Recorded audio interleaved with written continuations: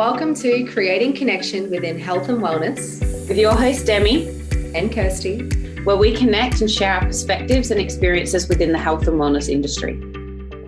Hello and welcome back to episode 5 of Creating Connection in Health and Wellness with your host Kirsti and also Demi. We're so excited to be back with some awesome topics for this episode. We will be discussing nutrition. We're going to be discussing why nutrition is more than macros, understanding how it can affect us physiologically and also psychologically, and then also discussing a few things around how to track it in terms of your mood, performance, digestion, all of these sort of things too.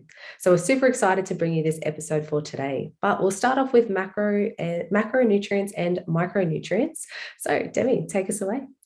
Yeah, thanks for that, Kirsti. So I think as well, one thing to just quickly touch on is the reason why we're sort of talking about this episode or why we're talking about this topic today is through our work with clients, we experience a lot that people can really nail down like hitting their macros with their nutrition or understanding that they need a certain amount of calories to achieve a certain goal, but they're not always really filling their day with nutritionally dense foods. And there is, especially in today's day and age, it's so easy to quickly go and grab that convenience food, which doesn't necessarily fill our bodies with the micronutrients that we need for optimal health. So I think that that's a really important one.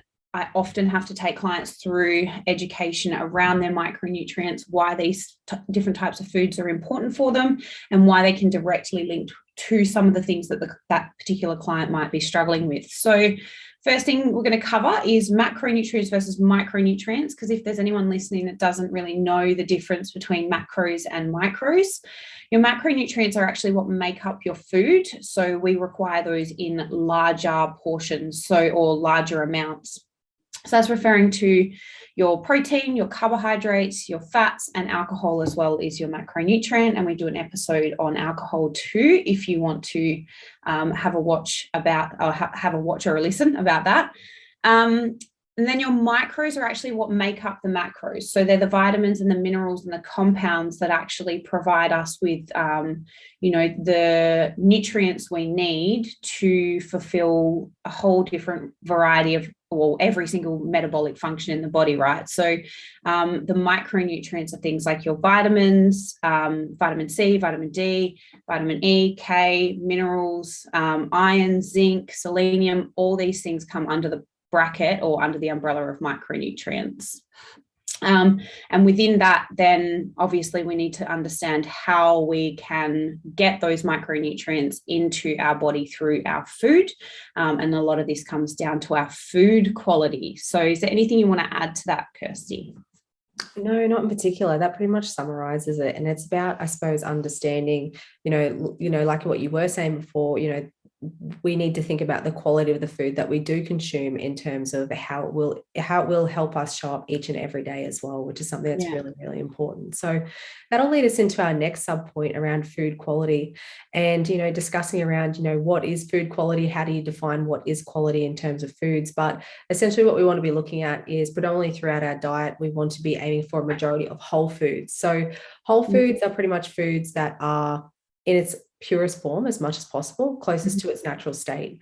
And the idea is that we want to be able to consume these foods is because, it affects things, like you were just discussing before in terms of our brain function, our digestion, in terms of pretty much everything that comes down to any metabolic health changes within our body, they affect us in those sort of ways. And for us to be able to get those essential vital nutrients that we do need, we need that from foods that do provide that from us. So food quality comes down to, having a diet that's predominantly whole foods. That doesn't mean you can't have some soul foods in there as well. But it's that understanding that, with the whole foods, they can actually play a massive role in so many different things. And is there anything else you'd like to add to that as well, Demi?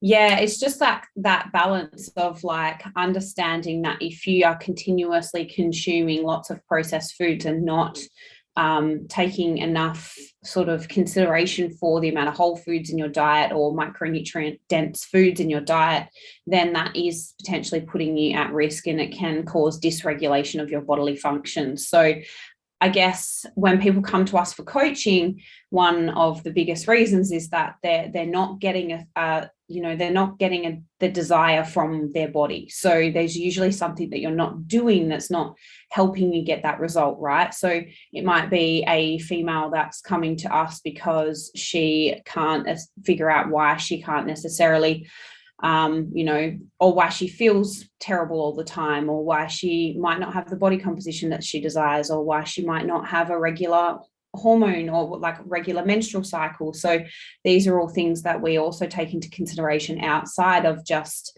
let's get you building muscle or losing body fat. These are all like sort of the health parameters that we need to consider when we're helping clients. So it's things like, your brain function, digestive, immune, energy production, fluid balance. All of this stuff does have a massive effect on your health, and we can sort of dictate what happens with those things based on what you consume. People often forget that those things are regulated by what we consume, right? It's not the only thing that regulates it, but it is largely dictated by what we consume. So if we're just sort of like grabbing snacks style foods or processed foods to fit our macros, then we're not giving our body the best opportunity to get the desired result that you're after. So I think it's important to like link the two with like body dysregulation and potential nutrient habits that aren't really helping facilitate the regulation that your body needs. Yeah. And that's really, really important, because a lot of people, especially I've worked with some clients before where they're like, I'm eating lots of things, but I'm feeling this certain way, or, I'm not getting this X, Y, and Z result, or maybe I'm not eating much. And, depending on how much you're consuming, what you're consuming at the end of the day makes a massive, massive impact. And, like you were just saying before, opting for those little snacks and whatnot as well, that's another, well, there's many reasons as to why we can overconsume a lot of those things, but one can be because your body's not getting what it needs from it. It's not getting those nutrients that it needs. So it's like, it's trying to fill a void that's going around and round and round. But it's really important to discuss around these sort of things. But, in terms of food, like, it has such an impact on our overall health. And this also includes influencing our mood, which is something that is so, so significant. This might be something for the listeners to have a little tune in and just take notice within yourself. But have you ever consumed a food and, in the moment it feels really awesome? Maybe afterwards you don't feel so great, but then the next day it's like crashing and burning, right? Yeah. Or you might eat a food and you feel really good. Afterwards, you still feel really good. And the next day you feel even better, we're going to be discussing this. We're going to be discussing this at the end, and how you can sort of take notice on, how foods really do make you feel. But we're also going to be discussing first as to why foods can actually influence our mood in this way. And, it can influence how we behave. It can actually influence the bacteria within our gut as well, in terms of our overall gut health. So before we do get into those little things, have you ever noticed yourself, Demi, in terms of, have you consumed a food and, after effects, like, have you felt anything differently in, either a positive or not so positive effect? Oh yeah, totally. So probably one of the biggest things, and this even just happened to me on Saturday night, we went bowling for my niece's 13th birthday, and obviously, well, it might not be obvious. I have a tendency to say obviously and then say something that's not really that obvious. But at the bowling place, at the bowling venue, they had like burger and chips style menu. And I was like, I'd saved about 700 calories for that particular meal, just because I knew I wasn't really going to get something that was within, a small caloric amount. It's literally burgers and chips. I think they had a Caesar salad on the menu, and that was all. And so I just went for the chicken burger, and instantly, as soon as I had, like, because we were playing, and this is hilarious, I was actually winning my bowling against my family for like the team that I was playing on. And then I had the burger, and then 5 minutes later I just started losing hardcore. Like, I bombed out, and like, not necessarily that there's a correlation between the burger and my shit bowling, because I'm not really that good anyway. I was probably fluking it in the first bit, but I instantly felt slower. I felt lethargic. I felt like every time I had to get up to play, I was like, like, take a breath, my stomach's full, and it just wasn't really you know, it probably wasn't the best option. In hindsight, what I would do next time is probably just have a meal before I go and then just stay on like a Coke Zero or something. But that's a really classic example of how I instantly had a change in my energy and a change in my mood straight after I'd consumed something that I knew wasn't really that micronutrient dense. And that's a perfect example, because I'm sure a lot of our listeners have also experienced this. I experience this from time to time where I'm like, oh yeah, I might just have a little bit, and then I'm like, oh, why didn't I do that? When I that's not, you know. So like, let's go do it. I'm not going to do it. Yes, let's do it. You're like, damn it, I did it. Oh, and I have to just say that burger definitely held you back from winning, but it's okay. You can always go back. Thank you. I keep trying to explain this to my family. I was like, you sabotaged me with a burger. I just don't understand. I love that so much. I love that stuff. It was funny. It was very funny. But it is so important though, because food can truly affect us in so many different ways. And, you know, something that's really, really important. And, you know, we touch on this, and we'll probably touch on this throughout, you know, a lot of the podcast episodes we do, but, you know, coming back to on how things make you feel, and in particular in terms of nutrition and how it can affect you, you know, not only physiologically, but also psychologically as well, is that with the food that we consume and what actually happens within our gut can actually affect the levels of serotonin we actually produce as well. And obviously serotonin is our happy feel good hormone. In terms, it helps us regulate our sleep, our appetite, helps our moods. It also inhibits pain as well. And, you know, depending on what we do consume can actually either create an environment where bacteria can help, you know, serotonin thrive and, you know, be produced, or it can actually decrease that. And you know, it's something that's really, really important, because obviously, you know, if you're not getting enough serotonin and your gut's out of whack, and, you know, maybe the bad bacteria are overtaking the good bacteria in some aspects, you know, this can actually influence our emotions, and in turn, you know,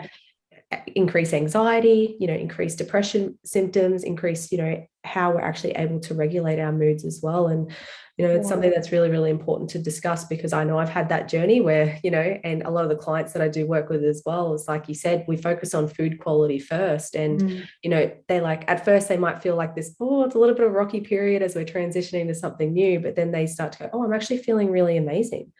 And I'm like, yeah, it's because what you put into your body, you truly get out. As I say, what you put in is what you get out, and that can truly affect in terms of even your mood and how you show up every single day. It's like, it's not the be all end all, but it really plays a massive influence in that aspect. And, you know, is there anything else that you want to add to that as well, Demi? Yeah, I do think it says a lot about, like, so fascinating to me what you're saying about sort of like the serotonin in the gut, and how obviously we do have, like, now what we know about the gut and the brain is that they are linked. So if you are having dysregulation in the gut, you can be affected from a mood regulation standpoint as well, or from a neural standpoint.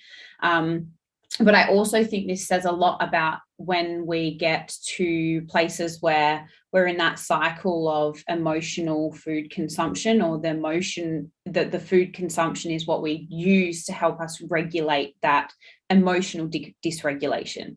And then all we're doing is adding fuel to the fire, because we maybe might tend to move towards food that's like highly processed, chocolate, like binge eating, or chips or snack style foods. And I can speak from experience when I've been through those cycles as well in the past, where I felt like shit. So I'll go eat ice cream, or I'll go have 3 glasses of wine, or, you know, all that sort of stuff, that I've tried to use food as a coping mechanism because I feel like shit, but it's only making me feel worse, right? So that comes back round in that full loop.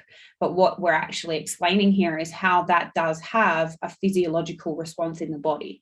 Right? It's not just like, oh, I feel like shit because I feel guilty that I was eating this food. It's like you feel like shit because it's also influencing serotonin levels in your gut, and it's also, you know, contributing to the growth of bad bacteria. So it's setting a wide variety of these things off. And then we know when we have poor gut health, this links to so many other metabolic functions in the body that can't do their job properly. So everything's linked, and you can come around in those full circles. So what I would say to anyone who's typically, you know, feeling a bit like shit is, like, first thing to do would be look at your environment, and also look at the foods that you're fueling your body with, right? If you can start cleaning those things up. And the reason I don't just say look at the food is because obviously there are external factors that can influence your mood for obvious reasons.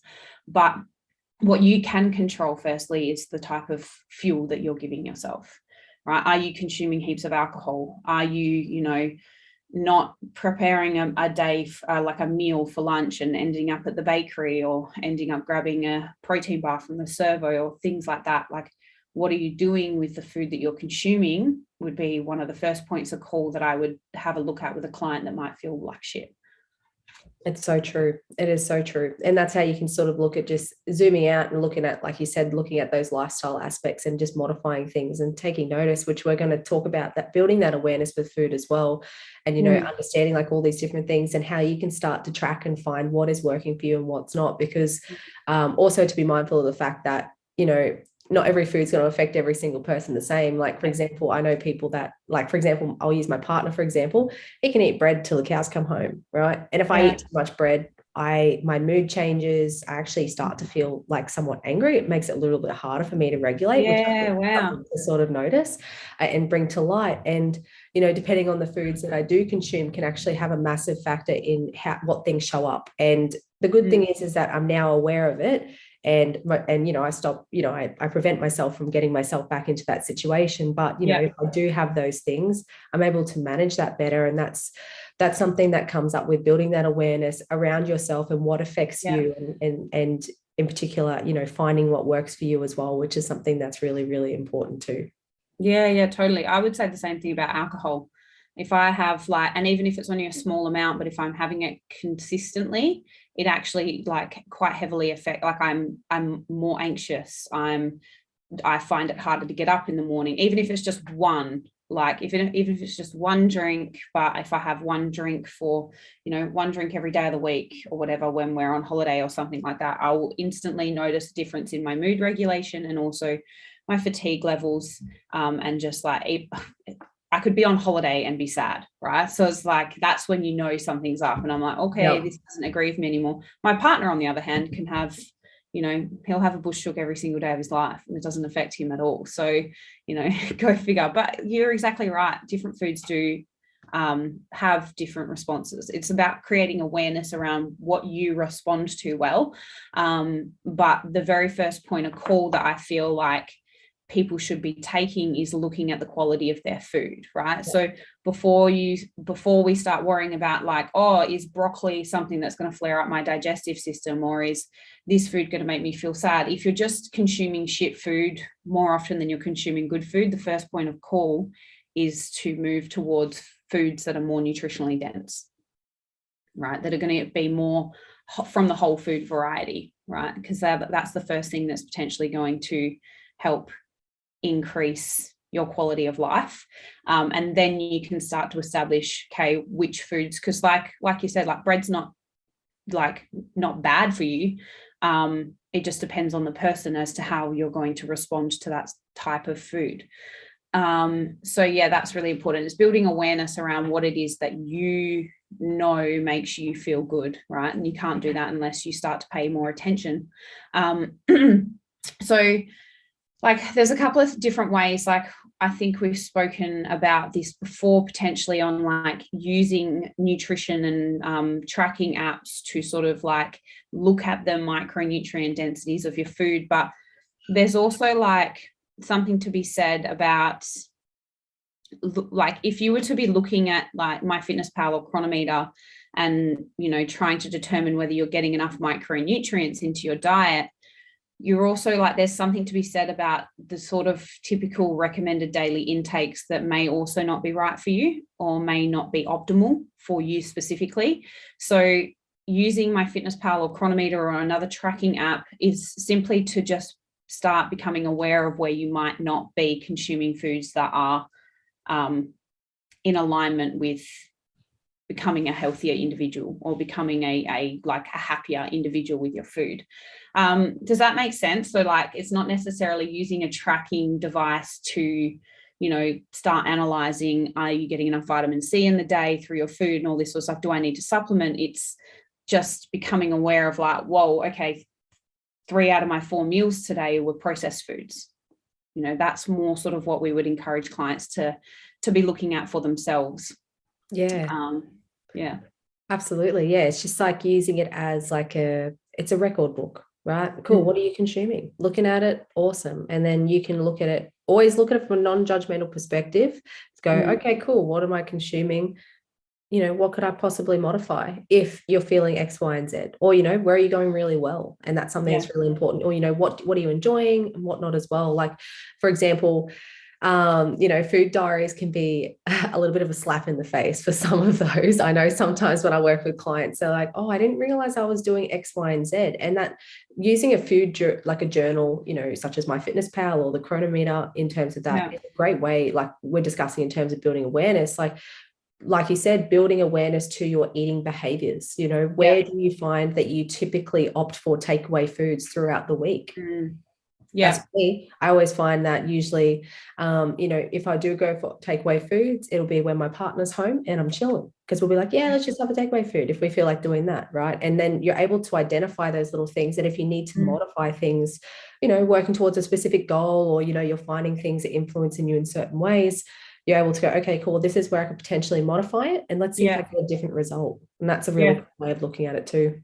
Yeah. And like, I'm not sure about I'm sure you do something similar with clients that do want to start tracking their food and learning about their nutrition, but I will usually teach them how to use MyFitnessPal and then just like objectively track anything and everything that you eat for a week or two.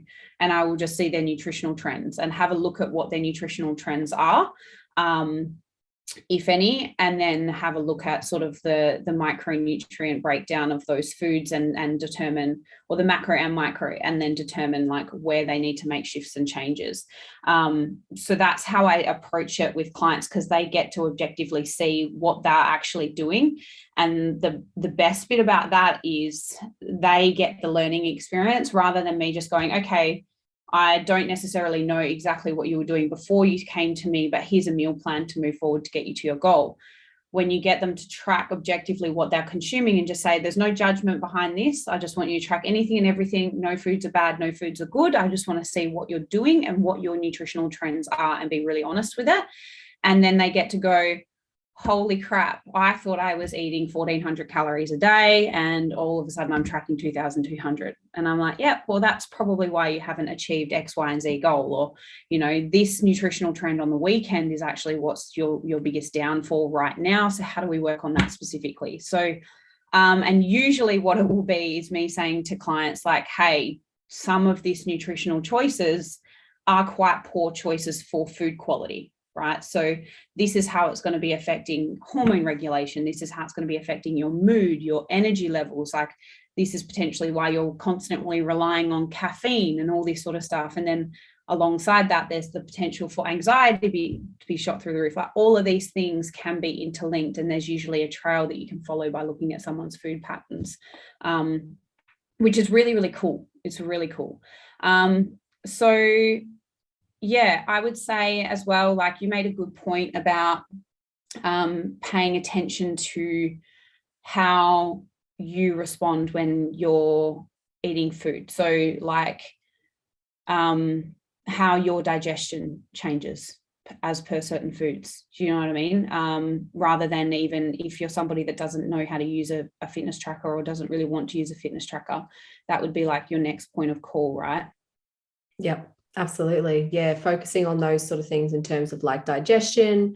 Some other things that I focus on with my clients at different periods of their journey as well is like, not just in terms of digestion, but then also in terms of like their hunger and fullness, because depending on the quality of the food that you're having, can sometimes play a massive factor in whether you are, you know, satiated or not. And you're like, oh my God, I just ate like a whole packet of chips and I'm still hungry. And it's like, totally. Helping people get like, you know, back in touch with those sort of things and building awareness around those sort of stuff. And that's no judgment if you eat a whole pack of chips, you can eat that if you want to. But like the thing is that, you know, you might not feel as full as if you were to go eat a big plate of vegetables and a steak. Yeah, exactly. Like, so sort of things like that. And then, you know, coming back to that nutritional quality, you know, you want your macros in terms of your protein, fats and carbs and stuff like that. So building around that. And other things we also focus on is things such as like their energy throughout their day, you know, their ability to focus as well, because foods can have a massive factor in, you know, okay, cool, you might be consuming the foods and hitting all your macronutrients, but how is it actually helping you in terms of how you show up each day? And you know, some of the little things that we sort of go through throughout their journey, just little noticings, because once you start to take awareness and start to build that awareness and take notice, it's really hard to stop. Yeah. It kind of becomes automatic after a while. You kind of like, Yeah. cool, consuming that food afterwards, that didn't feel okay. Oh, that felt really good. I'm going to keep doing that because that made me feel awesome, things like that. So is there anything else that you'd like to add to that too? Yeah, I think it's just as well like a little bit of what those micronutrients are that we're talking about, because obviously we're talking about quality of food. And with whole foods, we're definitely talking about things that, like you said at the beginning, in their most natural form. We're talking about fruits, vegetables, whole grains, like dairy products, as close to the source as you can possibly get. These vitamins and micronutrients that are playing like an effect in things like your hormone regulation and everything that we're discussing, some of the main ones that show up pretty consistently for most metabolic functions. I think it's important to sort of like highlight what those are, and then some of the foods that you might potentially be able to find those in. So just off the top of my head and some notes that I made earlier, some of the main sort of vitamins and minerals and micronutrients that we really need for a wide variety of functions would be like our B vitamins, vitamin D, zinc, iron, our omegas, things like, did I say vitamins there already? Sodium, yes. Magnesium, selenium is really important for like immunity and hormone regulation. So just chatting like about where we can find these micronutrients in different foods.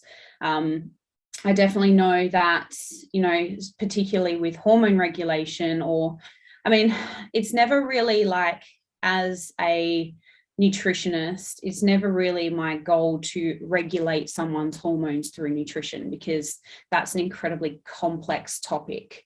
And that is something that would usually be done through like a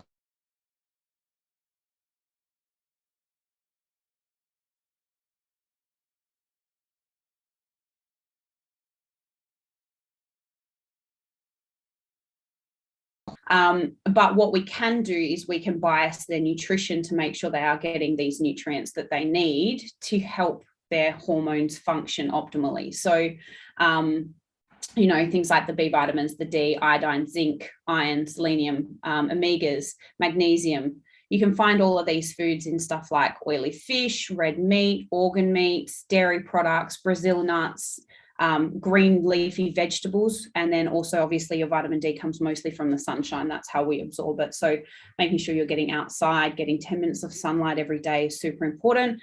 So those vitamins and minerals and those foods translate also over to your stuff like brain function, immunity, digestive health.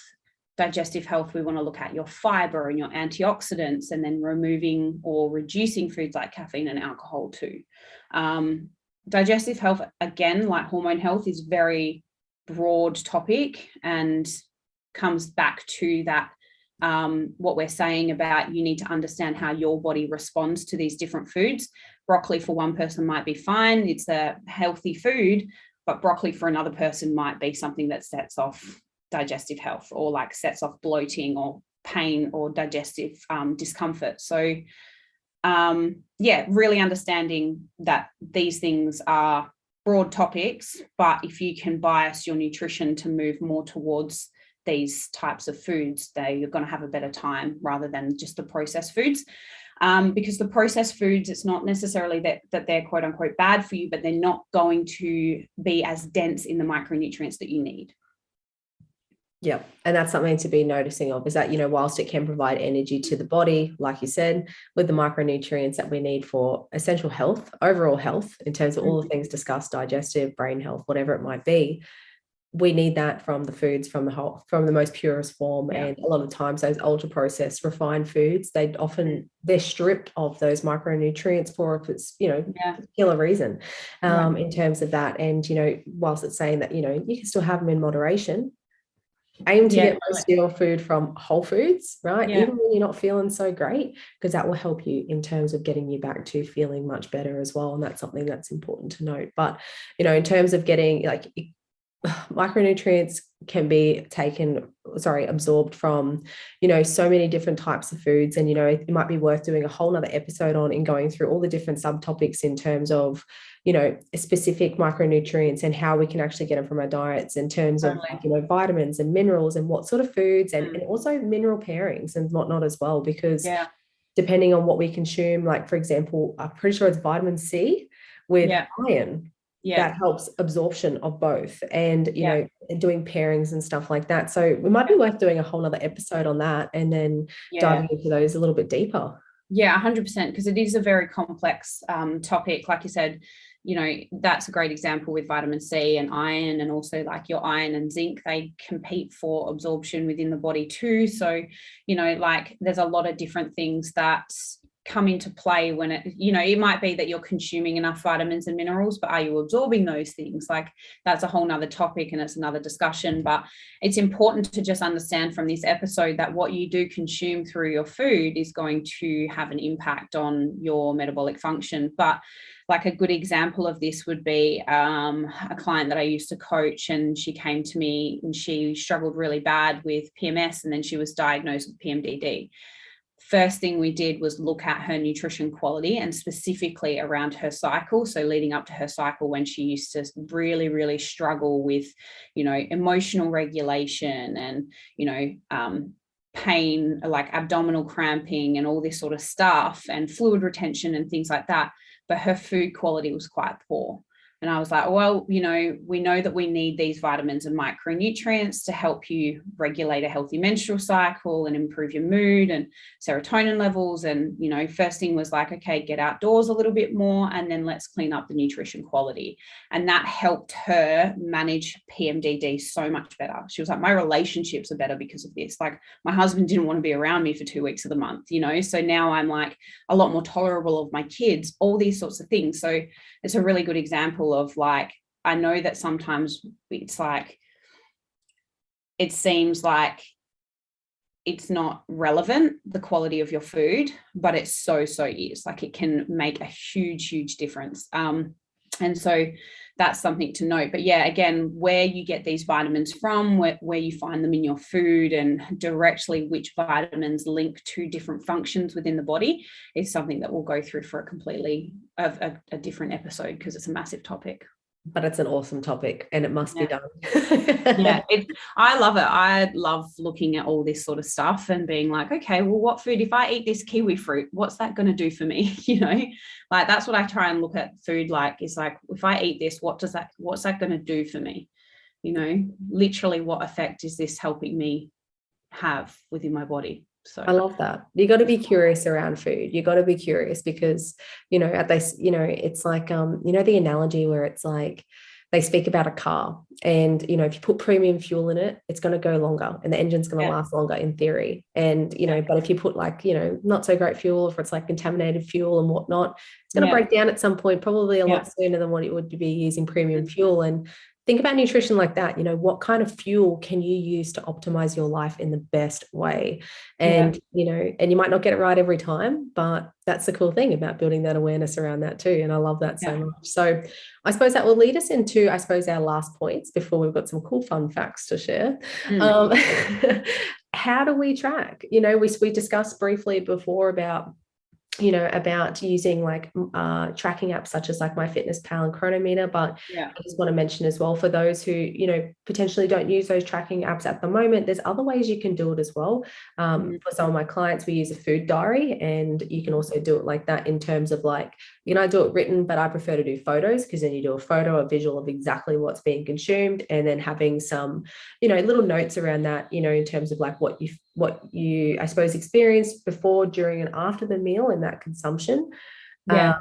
Other things and other ways that you can track as well. What are some other ways that you'd like to add to, Demi? So definitely paying attention to things, how your energy levels fluctuate throughout the day. Something I love to get clients to do as well, whether they're tracking using an app or not, is to pay attention to how they feel with certain foods around their actual training sessions as well. So play around with the food, and, maybe if you have oats before a big leg session, like understanding when, like, what's the time frame to have that in, or like whether you have oats or whether you have like a banana, or whether you move towards like a cereal, or, you know, something that's going to be providing you that fast absorption of carbohydrates and those micronutrients and the creatine and all that you need to produce a good training session. So tracking things like how it affects you in your training sessions, if you're someone that's training, your appetite.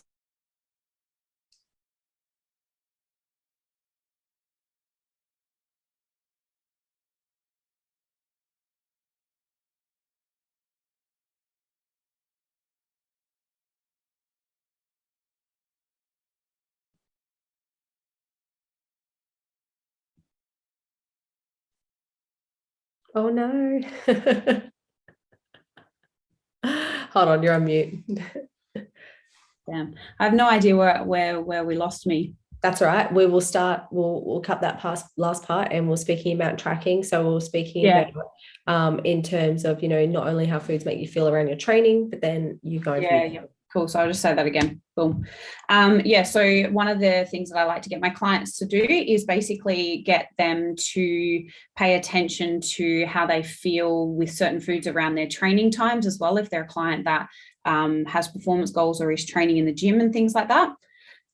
So, you know, trialing different types of pre-workout meals, and then, you know, helping figure out, like, did they feel more energized and all that sort of stuff.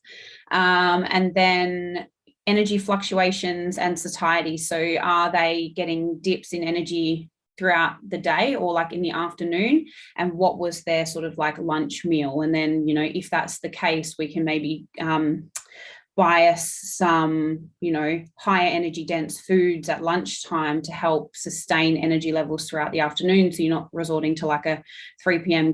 coffee hit or something like that, or a sugar rush in the afternoon.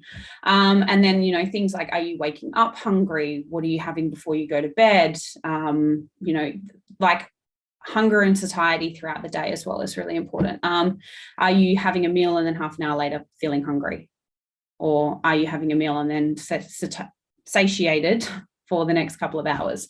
And the Bristol stool chart is what I would help clients use for tracking digestion as well. So if they're finding like that they're doing like weird poops throughout the day, or like one poop in the day is good, 2 poops is good, 3 or 4 probably need to look at what you're consuming. Same if you're not pooping at all, definitely need to look at what you're consuming with your diet.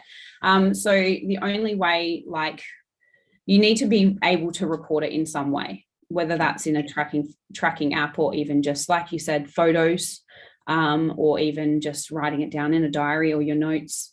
Whatever it is, the consistency is the most important thing, so that you can actually start to see trends. There's no point tracking one day and being like, oh yeah, this is it, because that's only giving you a snapshot. You need to start learning about these things over time. Yeah. And that's something that's really important, you know, and we'll do another episode around also like the menstrual cycle and whatnot as well, because, you know, for us as females, every bloody day is different. So food changes, our you know, cravings change, our moods change, you know, it doesn't have to change to too much to a degree, but it is something to take notice of, is that, you know, at different stages of our cycle as well, you know, tracking the food around that, you know, that's where we learn about the behaviors of ourselves and all these things too. We can actually identify what's positively affecting us in this way and what's maybe not affecting us so greatly in this way. And then, you know, we're able to modify this. And like you said, you can't just expect it all in one day. It's got to be looked at least over a month. Okay, cool. I've looked at everything over a month. What could I potentially modify to make it an even better month next time, so I feel even better, right? And you won't get it right every time, but being able to track that, and you're able to identify, okay, cool, what's working and what's not. And I suppose the takeaway from that is track something. Track it in some type of way. Find a great way for you to track in a way that works for you.